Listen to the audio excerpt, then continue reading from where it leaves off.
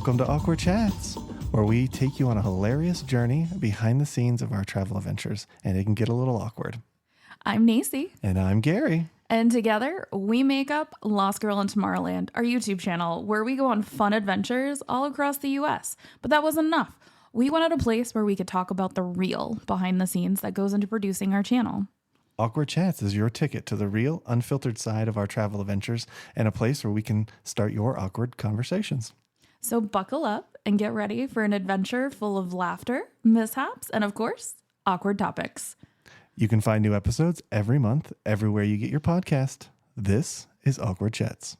All right, well, I'm interested to hear this, sir, without infringing on Disney copyright. All right, so we are going for the hide and seeks, and we're live in 3, 2. Welcome back to another quickie. Yeah, it's just make sure you gotta make them laugh. They keep coming back for more. Yeah, we'll try to be funny, I guess. So today we're going to talk a little about Disney's hide and seek games, like the one with Figment a lot of times, Chip and Dale. Remy from Ratatouille, maybe Orange Bird coming up. Yeah, it looks like there's going to be an Orange Bird at the Food and Wine. Flower and Garden. I'm sorry, Yeah, Flower and Garden. I'm guessing because it seems like Orange Bird's going to be taking center stage for this year's Flower and Garden. And, Orange Bird is Florida, right? Citrus Farms. He's from the Citrus Growers. He was originally made by Walt Disney for the citrus farmers to promote orange juice. Yeah, orange juice. Yeah. I used to love me some orange juice, but can't drink it anymore. Tropicana all the way, baby. Anyways, moving on. When we talk about the scavenger hunts, so typically you pay anywhere from, it started I think about at $8. Now I think it's up to about 10. 10. Yeah, now it's about up to $10. And basically you go around all the worlds, you put stickers over these things. Yeah, you get a map. So you get a map, and there's a very vague general area of where you should find wherever. And on the Epcot ones, it's always just like, you get a map of the Epcot countries, and you basically just stick it over the country. Mm-hmm. There's no clue there as to where in the country you're going to find them. So basically you go to like the Italy Pavilion, and there will be one hidden somewhere in the Italy Pavilion. So usually it's up high, but lately they've been down low. So keep that in mind. Any specific tips towards that we'll talk about at the end. But you go and try to find whatever person it is, like Chip and Dale or Figment. You go to find whatever they're hiding. And like put the sticker. And for festival holidays, it's always like Christmas traditions. So we'll talk about that a lot because we've done that a few times. But the other ones are like, artwork stuff. They'll have like different foods or things like that. Yeah, I don't really remember what they were for Food and Wine. I think you might have gotten like a Remy thing. Not sure. We didn't do it.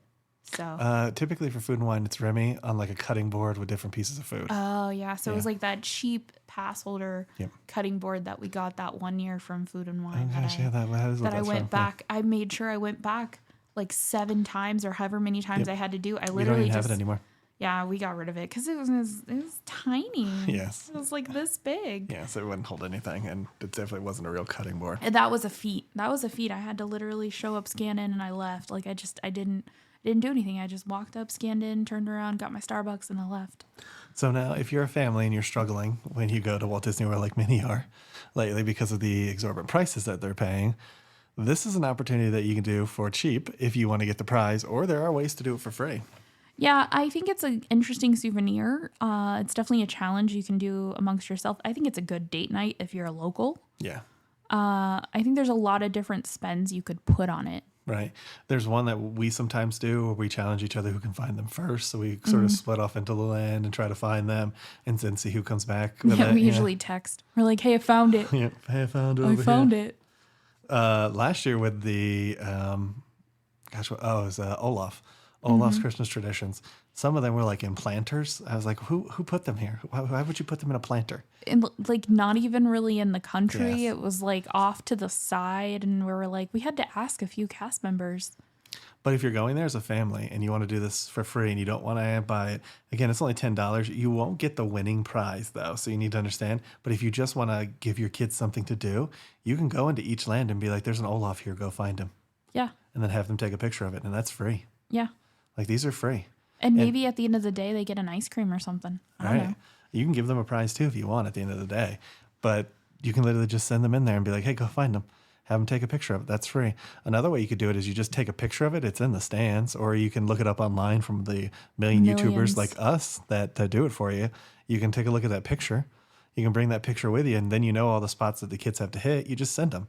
The only thing is you don't get the completer prize, and Disney won't care because they're out there either way. Right. Yeah. So they're It's not going not to give like you a you free have prize. to have Right. a scan or like a Exactly. magic code to find it. They're there. So if you want to do it for free, this is one of the free things that you could do. Now, again, I keep repeating myself just to be clear. You don't get the prize, though. Yeah. But it is a fun adventure if you just want to do the adventure part of it. And again, like we mentioned before, you could just buy one map. You could do that too. You Yeah. could just buy one map and see what the prize is. I would say half the time outside of Christmas, it's not really worth the prize. And that's just my opinion. But it's still fun to go around and look for it. And pro tip too, legit tip, you can get the prize before you finish the scavenger hunt.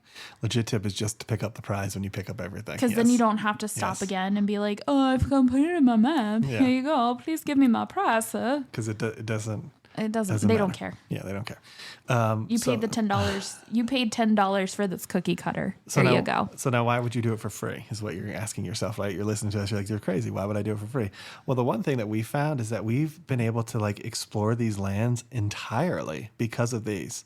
You know, like We Morocco never would and have stuff. gone into Morocco. if Yeah, it Morocco. wasn't- We've explored it head to tail. We've been in the bathhouses. We've been in the bathhouses. museum that there Yeah, is the little there. museum, all the way back in the back courtyard where you All the meet little Jasmine. shops. Yeah, those little like cute shops that are back there. We wouldn't have seen Same thing with the those. China Pavilion. Same thing with Italy. You know, all of these Mm-hmm. little like places we've gone just because. And usually these people just scavenger hunts. walk by it because Yeah. there's no rides there. Yep. And unless you're eating back there, which Exactly. even then, sometimes people just go to the restaurant. Nobody takes the time to look around and take in what they actually have there. And places like Morocco doesn't even have a restaurant anymore. Mm-hmm. So like it's still really cool back there to see. So you Yep. should definitely go and check it out. It's just there's no incentive to go back there. Agreed. Now, they did this year, I think they did it the year before. I think they started it in COVID. They did the Christmas tree trail over in Disney Springs. Now, that is something that doesn't require a park admission, you don't have to pay to park at Disney Springs, but that's another kind of, It is a scavenger hunt. yeah, it's that's another fair. scavenger hunt that's fair. that you can do around the holidays that you can do with your kids. If you're looking for something to do to try and like, hey, let's focus on this task. You get like a button at the end. You don't get anything crazy for it, but it is free to do that, to get the map and to get the prize. It's free, completely free. Yep.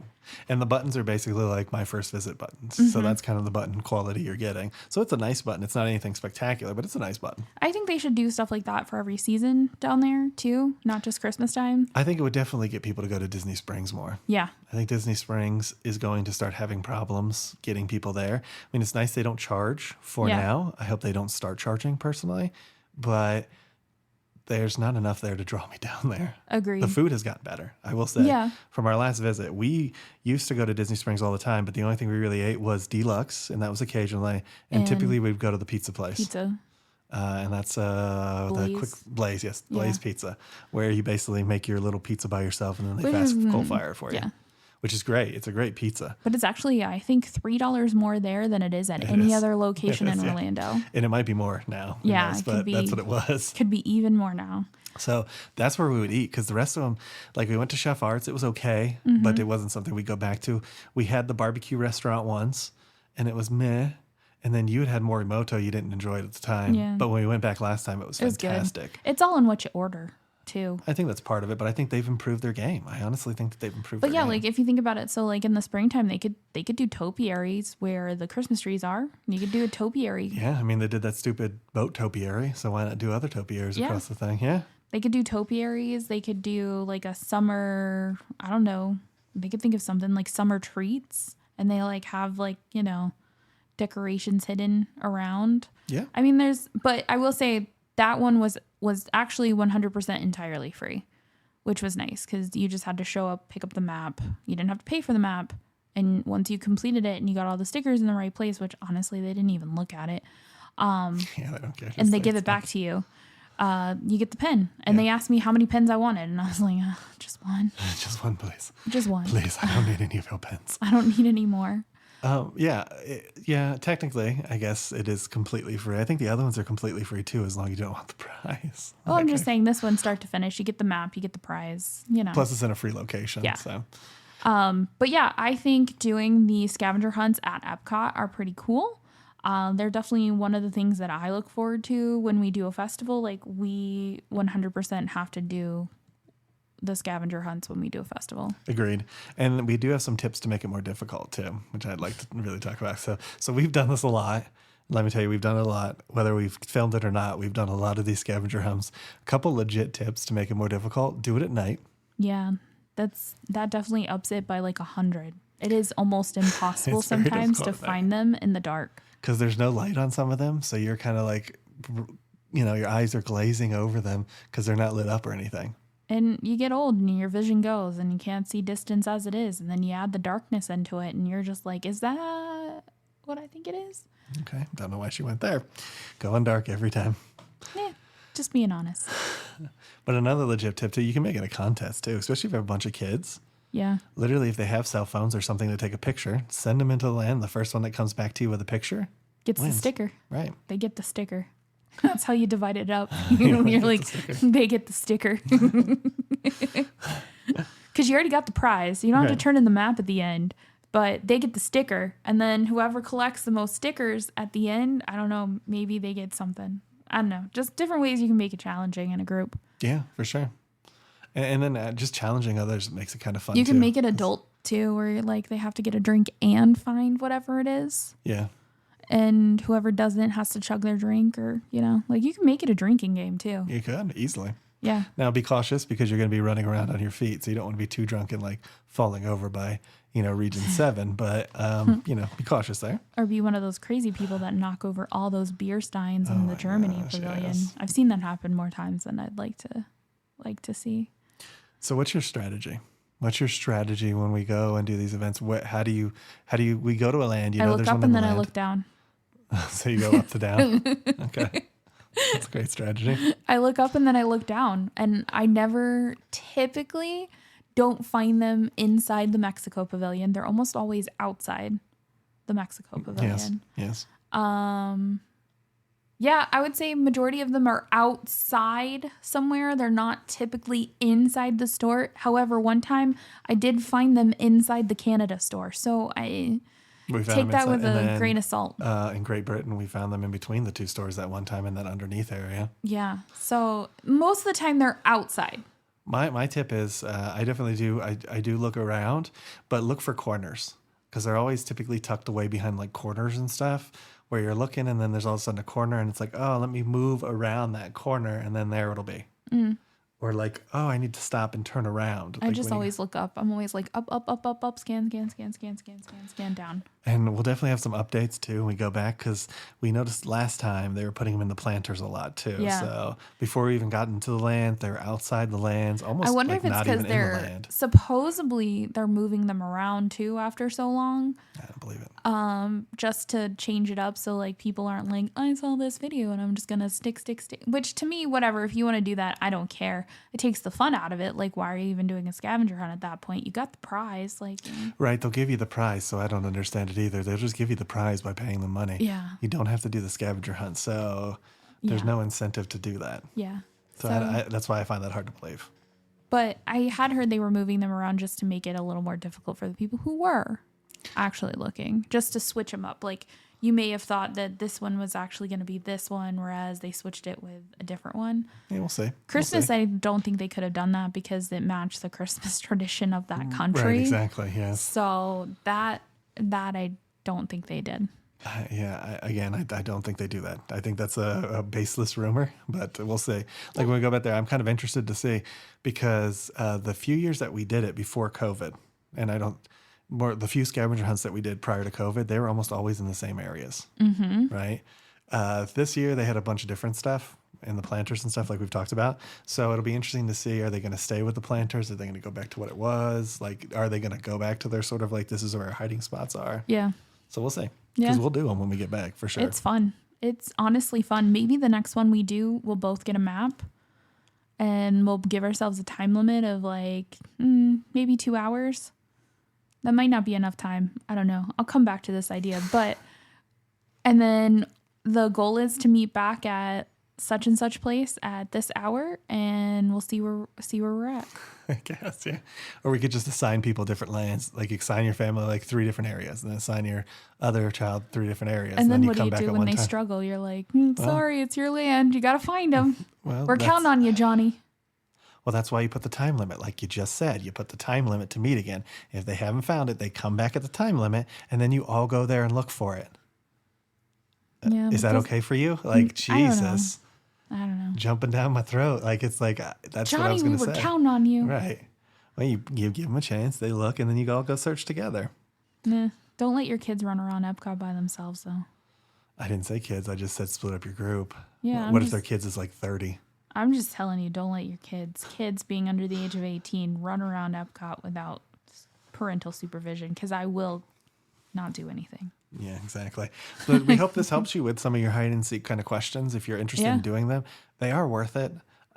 Check out the prizes first if you want to spend money on it, because that's really what you're paying for. Yeah, look at the prize before you commit. Right, because they're going to be there either way, so you can look for them either way. It's just, do you want the prize and do you want to pay the money? And most of the time, especially for the festival holidays, I really do think it's worth it. Yeah. The other ones, like Nancy said, man, that's something you got to consider yourself. Yep, agreed. I think they're fun. I love them. Let me know in the comments if you love them, hate them, have you done them, have you not done them? What's your favorite? strategy? Yeah, what's your favorite one too? Yeah. And are you going to do another one? Yeah, so maybe when we're in Florida, we'll invite somebody out to do some scavenger hunting with us. That would be fun. Let's do a scavenger hunt with the legit peeps. Legit peeps. Legit peeps, or maybe our awkward potties. I don't know. Awkward potties does not sound good. And it's not supposed to. It's supposed to be awkward. See? I made them laugh. All right, so that concludes our awkward chats. We'll see you all in the next one. All right. Have a great week. Bye, everybody. Bye.